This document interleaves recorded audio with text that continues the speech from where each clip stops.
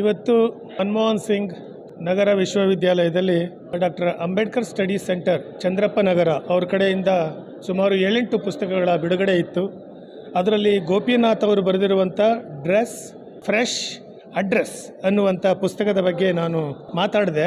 ಇದು 1927ನೇ ಇಸ್ವಿಯಲ್ಲಿ ಮಹಾಡ್ ಸತ್ಯಾಗ್ರಹ ಆದಾಗ ಅಂಬೇಡ್ಕರ್ ಅವರು ಏನು ಮಾತಾಡಿದ್ರು, ನಮ್ಮ ಜನರಿಗೆ ಮೆಸೇಜ್ ಕೊಟ್ಟಿದ್ರು. ನಾವು ನಮ್ಮ ಉಡುಪನ್ನು ಸರಿಯಾಗಿ ಧರಿಸಬೇಕು, ನಮ್ಮ ಮಾತು ಚೊಕ್ಕಟವಾಗಿರಬೇಕು, ನಮ್ಮಲ್ಲಿ ಸ್ವಾಭಿಮಾನ ಇರಬೇಕು, ಸ್ವಸಹಾಯ ಇರಬೇಕು. ಆ ಥರದಕ್ಕೆಲ್ಲ ಇಲ್ಲಿ ಗೋಪಿನಾಥ್ ಅವರು ಒಂದು ಸೈಂಟಿಫಿಕ್ ಬೇಸಿಸ್ ಇಟ್ಟು ಬರೆದಿದ್ದಾರೆ.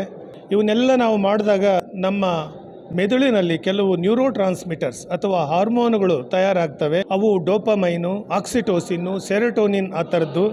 ಇವೆಲ್ಲ ಕೆಲವು mood elevating hormones, love hormones.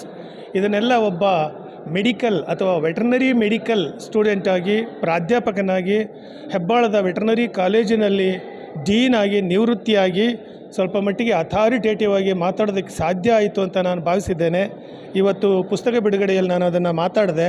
ಚಿತ್ರನಟ ಅಶೋಕ್ ಅವರು ಬಂದಿದ್ದರು, ಮಾಜಿ ಸಚಿವರಾದ CM ಇಬ್ರಾಹಿಂ ಬಂದಿದ್ದರು, ಮಾರ್ಸಂದ್ರ ಮುನಿಯಪ್ಪ ಇದ್ದರು, ಇನ್ನೂ ಹಲವಾರು ಗಣ್ಯರಿದ್ದರು. ಕಾರ್ಯಕ್ರಮ ಚೆನ್ನಾಗಿ ಮೂಡಿ ಬಂತು. ಈ ಕಾರ್ಯಕ್ರಮ ಹೆಚ್ಚು ದಲಿತ ಯುವಜನಾಂಗವನ್ನು, ಬಹುಜನ ಯುವಜನಾಂಗವನ್ನು ತಲುಪಬೇಕು, ಅಂಬೇಡ್ಕರ್ ವಾದದ ವಿಸ್ತರಣೆ ಆಗಬೇಕು ಅಂತ ಹೇಳ್ತಾ ಇದ್ದೀನಿ. ಎಲ್ಲರಿಗೂ ಜೈ ಭೀಮ್. ಜೈ ಭೀಮ್.